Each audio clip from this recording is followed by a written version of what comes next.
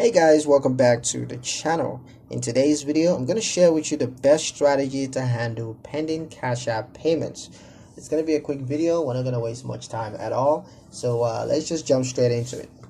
Now, the best strategy to handle pending Cash App payments is patience paired with verification. First, check whether the payment is marked as pending due to the recipient not accepting it, or if it's a temporary review. Confirm that your internet connection was stable and that the funding source remains valid. Avoid canceling and resending repeatedly, as this can complicate processing.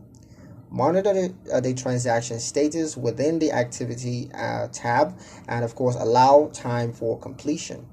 If the payment remains pending longer than expected, then contact Cash App support through the app with transaction details.